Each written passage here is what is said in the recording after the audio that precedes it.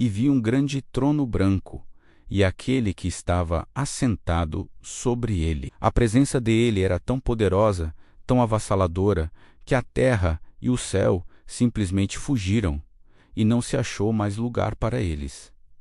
Imagina essa cena. O apóstolo João observa em silêncio. Tudo o que conhecemos, tudo o que existe, desaparece diante da glória do Eterno. Nada permanece de pé, nenhuma estrutura, nenhuma montanha, nenhuma forma humana consegue suportar a visão. O que resta é apenas o trono, puro, majestoso, brilhante como fogo, e o juiz dos juízes sobre ele. Diante desse trono, João vê todos os mortos, grandes e pequenos, postos em pé. Pense nisso por um instante.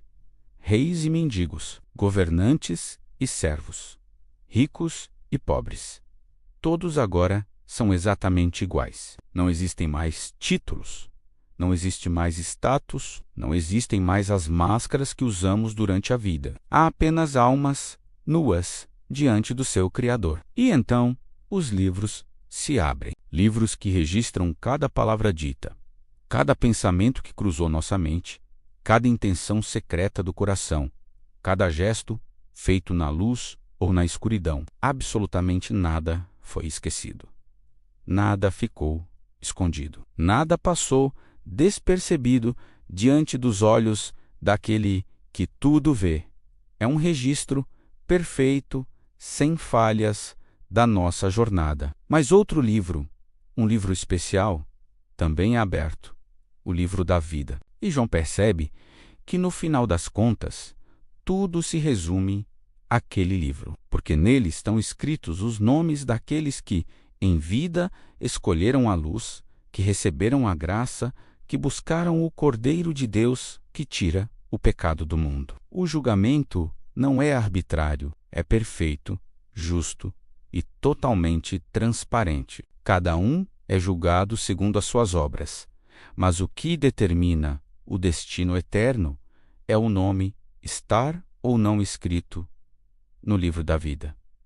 O mar entrega os mortos que estavam nele. A morte e o inferno, que é o lugar dos mortos, entregam todos os que estavam sob seu domínio. Ninguém pode se esconder naquele dia. Nenhuma desculpa, nenhuma justificativa pode impedir que a verdade venha à tona. João descreve esse momento como o ápice da história humana. O instante em que tudo o que já existiu é confrontado com a justiça absoluta e perfeita de Deus.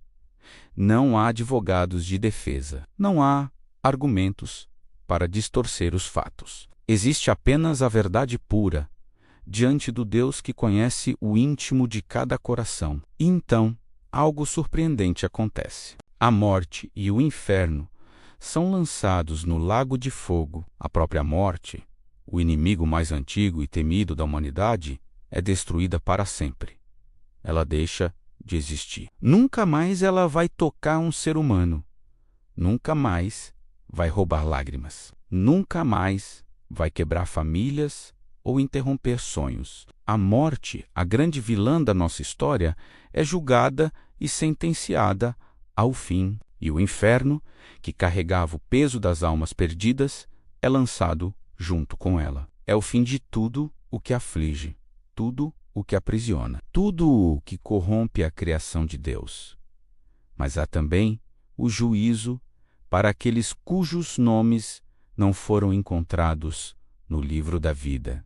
João viu o lago de fogo, um lugar de separação eterna. Não se trata de um castigo impulsivo ou raivoso de Deus. É a consequência final e lógica da separação voluntária que a pessoa escolheu em vida. Deus nunca força ninguém a amá-lo ou a segui-lo. A liberdade de escolha é o maior presente e a maior responsabilidade que temos. A eternidade, portanto, é apenas a amplificação da escolha que fizemos aqui e agora. Esse momento, conhecido como o juízo final, representa o fechamento de um ciclo da história humana. É o instante em que cada lágrima será explicada, cada injustiça será corrigida, cada dor será finalmente compreendida. O juiz não falha.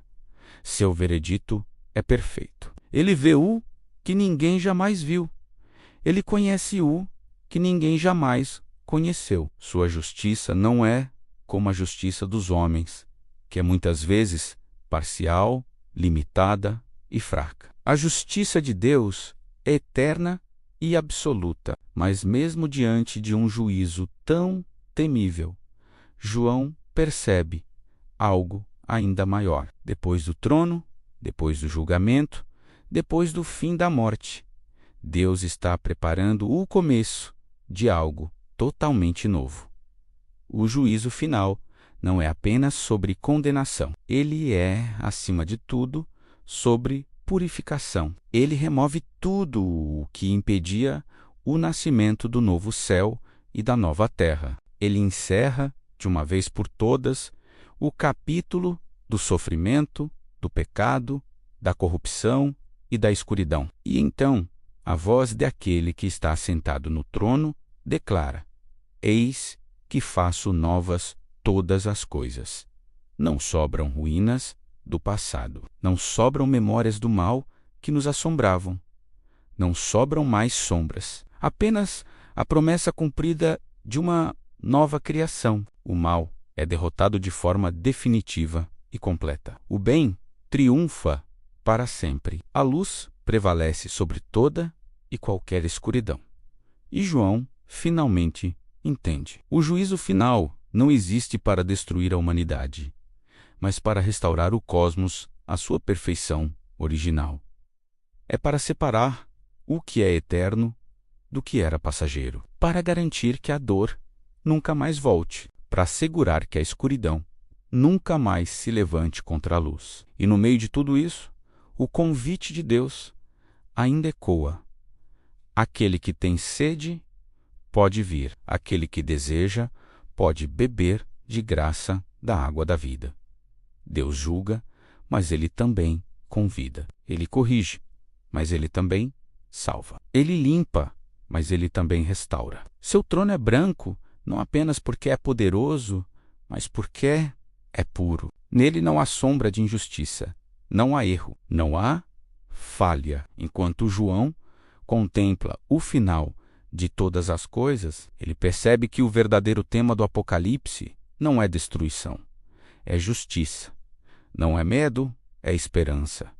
Não é morte, é vida eterna. Porque depois que o último inimigo cair, depois que o último livro se fechar, depois que a última sentença for dada, começa a eternidade com o Cordeiro, uma eternidade de paz, alegria e comunhão com Deus. E aquele que dá testemunho de todas estas coisas diz: certamente, cedo venho. E João responde, com o anseio de cada coração que aguarda por esse dia de justiça perfeita. Amém. Vem, Senhor Jesus. Obrigado por assistir. Se esta mensagem tocou seu coração, compartilhe este vídeo e se inscreva no canal para mais reflexões como esta. Fique na paz.